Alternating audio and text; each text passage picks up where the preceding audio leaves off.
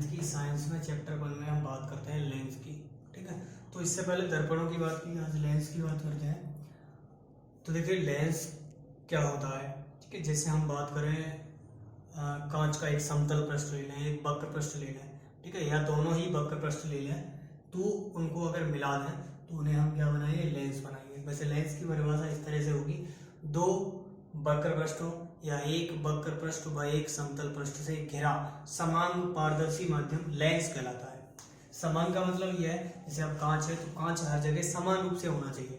ठीक है, अब जैसे मान लो थोड़ा सा टेढ़ा पृष्ठ है, एक बिल्कुल समतल पृष्ठ है, हमने जोड़ दिया और अंदर भी कांच भरा है, तो वो क्या बनेगा, लेंस। या दोनों वक्र पृष्ठ हैं ऐसे करके, तो वहां पे क्या बनेगा, लेंस।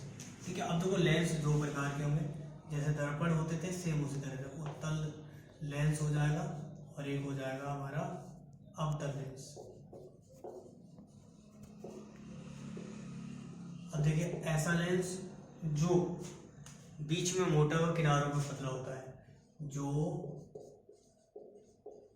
बीच में मोटा व किनारों पर पतला होता है। अगर हम अवतल लेंस की बात करें तो जो बीच में पतला व किनारों पर मोटा होता है।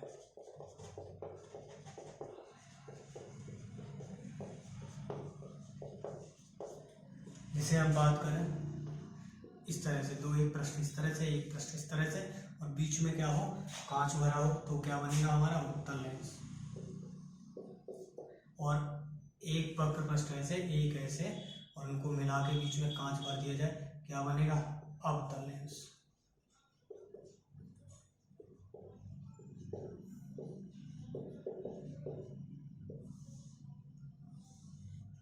ठीक, अब हम लेंसों की, जैसे हमने परिभाषाओं की बात की थी दर्पणों की, वैसे ही लेंसों की परिभाषाओं की बात करते हैं। ठीक है, लेंस में देखिए पहले क्या रहेगी, मुख्य अक्ष रहेगी, तो इसके बीचों बीच, ठीक है, या दोनों पृष्ठों के ध्रुवों से गुजरने वाली जो रेखा होगी, एक को P1 एक को P2 मान लें, तो जो रेखा दोनों के ध्रुवों से गुजरेगी वो क्या कहलाएगी, मुख्य अक्ष कहलाएगी लेंस की, मुख्य अक्ष। ठीक, तो क्या बताया कि दर्पण व लेंस के दोनों वक्र पृष्ठों के ध्रुवों से गुजरने वाली रेखा को क्या बोलते हैं, मुख्य अक्ष। यहाँ पे भी एक ध्रुव मान लें, इस तरह से इसके भी गुजरेगी, वो क्या कहलाएगी, मुख्य अक्ष कहलाएगी।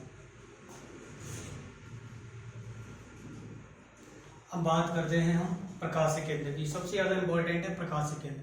ठीक है, अब देखो क्या हो, मुख्य अक्ष पर स्थित वह बिंदु जहां से गुजरने वाली रेखा बिना विचलित हुए सीधी निकल जाती है। वैसे अगर हम हाई स्कूल स्तर की बात करें तो हम लेंस की परिभाषा इसी तरह से देंगे। वैसे क्या होगी, अगर कोई रेखा ऐसी हो कि वो इस तरह से गुजरे कि भाई लेंस के इससे यहाँ से गुजरने वाली रेखा यहाँ से गुजरने के बाद मुख्य अक्ष की आपस में समांतर हो जाए, तो हम यहाँ परिभाषा केवल पतले लेंसों के लिए ही देंगे कि लेंस की मुख्य अक्ष पर स्थित वह बिंदु जिससे गुजरने वाली रेखा बिना विचलित हुए सीधी निकल जाती है। इसमें भी ऐसी कोई बीच में बात रेखा होगी और किरण होगी, वो बिना विचलित हुए सीधी चली जाएगी, वो क्या कहलाएगा, प्रकाश केंद्र, ऑप्टिकल सेंटर कहलाएगा। ठीक है, तो ये बात होगी हमारी, किसकी बात हुई, प्रकाश केंद्र की। सी से दर्शाएंगे या कहीं कहीं ओ से भी दर्शा देते हैं, प्रकाश केंद्र ओ से चाहे तो ओ से भी दर्शा सकते हैं, दिक्कत नहीं। ठीक, अब बात करते हैं फोकस की। अब ये बहुत इंपॉर्टेंट बात है, लेंस की फोकस।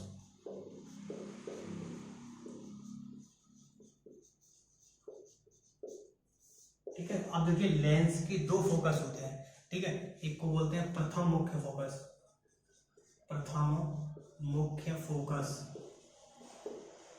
ठीक है, दूसरा होगा द्वितीय मुख्य फोकस, द्वितीय मुख्य फोकस।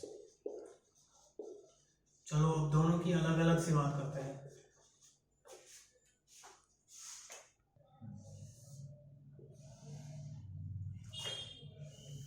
देखिए पहले बात करते हैं हम प्रथम मुख्य फोकस की।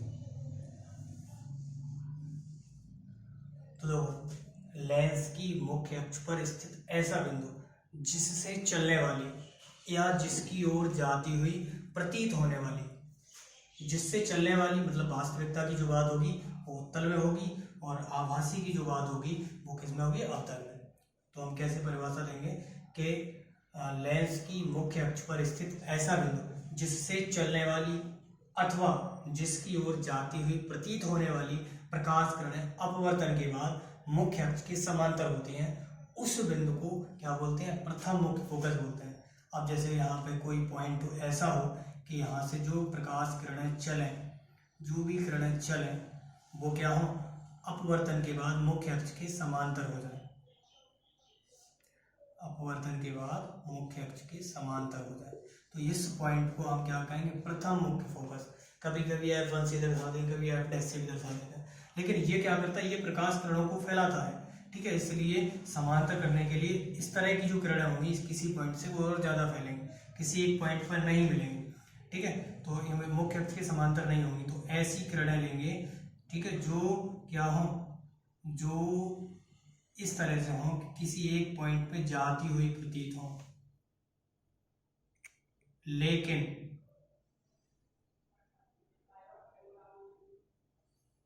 जाती हुई प्रतीत हो, ठीक है, लेकिन कहाँ हो, मुख्य अक्ष के समांतर हो जाए। तो इसको क्या बोलेंगे, इस पॉइंट को बोलेंगे प्रथम मुख्य फोकस। अब देखिए क्या है, इसमें फोकस हमारा वास्तविक है, इसमें आभासी है। तो इसमें प्रथम मुख्य फोकस क्या है, आभासी है, इसमें वास्तविक है। तो हम फिर से परिभाषा रिपीट करेंगे कि मुख्य अक्ष पर स्थित ऐसा बिंदु जिससे चलने वाली अथवा जिसकी ओर जाती हुई प्रतीत होने वाली प्रकाश किरणें लेंस से अपवर्तन के बाद मुख्य अक्ष के समांतर हो जाती हैं, ठीक है। दोनों में सेम कंडीशन क्या कहलाता है, प्रथम मुख्य फोकस कहलाएगा। अब लेंस के प्रकाशिक केंद्र से प्रथम फोकस तक की दूरी को हम क्या बोलते हैं, प्रथम फोकस दूरी, स्मॉल f' से दर्शाएंगे, स्मॉल f'। अब बात करते हैं द्वितीय मुख्य फोकस की।